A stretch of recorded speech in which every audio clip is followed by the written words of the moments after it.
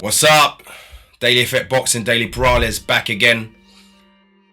I want to talk Derek War Chisora. You know, I've known this guy. I won't go as far as to say that we're friends, but I've known this guy for a long time. I trained in the same gym with him. His trainer, Don Charles, was my trainer when I was a pro. We hung around with the same group of people when we were younger. So I know a lot about Derek Chisora, and it's been a phenomenal rise. I mean, can you believe that Derek Chisora has never ever won a world title, but yet he's still getting all those big fights. He's still making those millions. You know what I mean? He's done very well for himself in boxing, and it just shows you, if you have the charisma, if you have the personality to bring into boxing, then it can take you a long way, because we know what Derek Chisora has done along the way. He's been very controversial. He's had that brawl with David Haye, where David Haye punched him with a glass in his hand. He's kissed his opponent in a weigh-in. He spat in Vladimir Klitschko's face, and that was a low of the low, man. Just before the fight's about to start, the Klitschko brothers always side by side together. I don't know if it's an intimidation thing where they just stand side by side, staring out their opponent. But when they came to the center of the ring and the referee was giving instructions, Derek Chisora took some water in his mouth and held it in his mouth until he got to the center. And Vladimir Klitschko's trying to stare him out. He's not even fighting Vladimir Klitschko. He's fighting Vitaly Klitschko. But Vladimir Klitschko's standing there trying to intimidate him. And then he spits out the water in Vladimir's face. He's thrown a table at a press conference. He's thrown water at Dillian Whyte in the face-to-face. The list goes on and on and on. And that's what's actually kept him in the limelight, for all the wrong reasons. But everyone likes controversy, right? So he stayed in the limelight. Now we're seeing a different kind of Derek Chisora, because he's toned that down a bit. Like even against the Pulev fight, and that's what I want to talk about, the Pulev fight. Pulev was trying to get under his skin, but Derek Chisora held it together well, which shows he's matured as he's got older, and now he's coming towards the end of his career. Pulev fight was a great fight.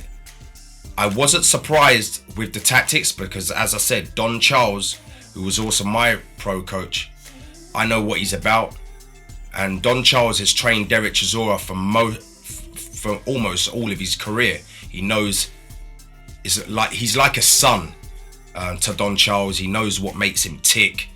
You know, he knows how to train him and get the best out of him. But there was a period where he went away for 3 years or whatever it is, to go and try some new trainers. It hasn't quite worked out, and now he's back with Don Charles. And look what's happened. His first fight back with Don Charles, and he beats Pulev and keeps himself in the picture. He keeps doing it time and time again, keeping himself in that picture. And one of the best things I saw in that fight was the head movement. And I've spoke to Don Charles. I spoke to Don Charles leading up to this fight, because one of my pro fighters was going down there to spar someone in that stable. And I use it always as an opportunity to catch up with Don and talk memories and have a chat, talk boxing. And he was saying, nobody knows Derek like I do, and you're going to see what happens in this fight. And he was true to his word. So I went there to sparring on Friday, a week after the fight, and I just went up to Don, shook his hand, give him a little hug. I said, well done, man. I said, people might be praising Derek Chisora for that fight, but I'm praising you. That's you. You done that. You brought his defense back. You brought his head movement back, and it was phenomenal to see. He was consistent with it for the whole fight, for 12 rounds as well. I thought maybe he would fade after 6 rounds, with that, high intensity and that ferocious pressure. But he stayed consistent with it, with that head movement, with that defense. And now he's put himself right back in the picture. And what I'm trying to say is this. Derek Chisora is coming towards the end of his career. And the only way he's going to get up for fights is if he fights a big name. And everyone knows I love this guy. And it's Deontay Wilder. Now everyone goes, why you like Deontay Wilder so much? Why you like Deontay Wilder? He ain't even all that. Let me tell you something now. I don't care who you are. To knock out nearly every single person you've faced apart from one guy, which is Tyson Fury, and even Tyson Fury, he put on the floor 4 times, I think, out of their fights. I think that's the number, 4, 5, 4, around 4 or 5 times he dropped Tyson Fury. You can't knock out all those people and be a shit fighter. I'm sorry, I'm not having it. You can't win an Olympic bronze medal and be a shit fighter. Now, yes, we know his fundamentals needs brushing up a bit. We know that. But come on. He brings that drama. He brings that entertainment. He makes you want to fight because he makes you want to watch him fight because you don't know what's going to happen. You simply don't know what's going to happen. You don't know if he's going to get knocked out. But you definitely know he's got the power to knock out someone with one punch. He brings that same energy. Like I'm obsessed with Lennox Lewis. I used to love Lennox Lewis. I used to love waiting up to watch Lennox Lewis. A lot of his fights were in America towards the end, so I always watch up and watch Lennox Lewis. Wait up and watch Lennox Lewis. And then you got Mike Tyson as well. Now, everyone knew Mike Tyson was going to knock the person out in 1-2 rounds, but you still, especially if you're over here from the UK, where I'm from, you would still wake up to the all hours of the morning to see him knock that person out. And Deontay Wilder brings that same kind of energy. He brings that same kind of energy and drama. You just don't know what's going to happen. I mean, even the build-up, the press conferences, the interviews, you're just intrigued by him. His ring walks, everything, you're intrigued by that guy. So you can't be a crap fighter, right? Because boxing, you need a full package. You need a full package. It's not just about going in there and knocking someone out. Have you got the charisma to go with it? And Deontay Wilder, he's got a different kind of charisma, but it's that charisma that you're intrigued by and you want to watch what happens when he's in there. And that being said, he just come off that loss against Tyson Fury, but he probably gained so much respect out of everyone in world boxing just because he laid it all on the line. He got up, he even knocked Tyson Fury down a few times. He got up again. He kept fighting. When you thought he was done, he kept fighting. He kept fighting. And you can't teach that. I keep saying you can't teach that. Having that heart there, a trainer cannot teach that. You either got that or you haven't got that. And Deontay Wilder has that. He's got a good chin. You know, he's willing to die in that ring. We don't want to see people die in the boxing ring. But he's got that mindset and he's got that attitude. Now, he gained a lot of respect from that fight. And I know Deontay Wilder's not finished, but I think the perfect fight for Derek Chisora and the perfect fight for Deontay Wilder is if they fought each other. Deontay Wilder shouldn't be coming back to fight the best of the best. He needs a fight that's creditable, that people will still watch.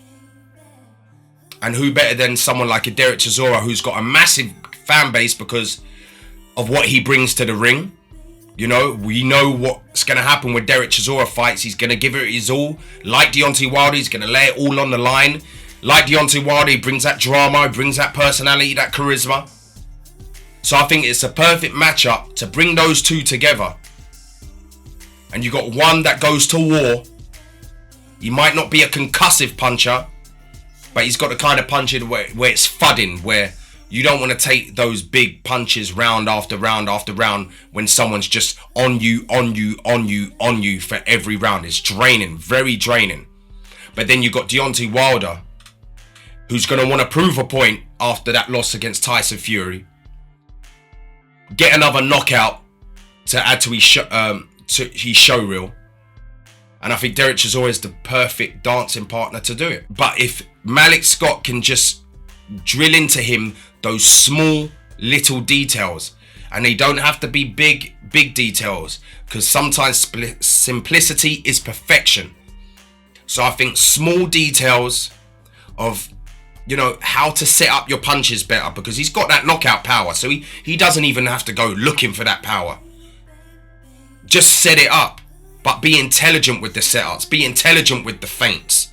Be intelligent with that jab.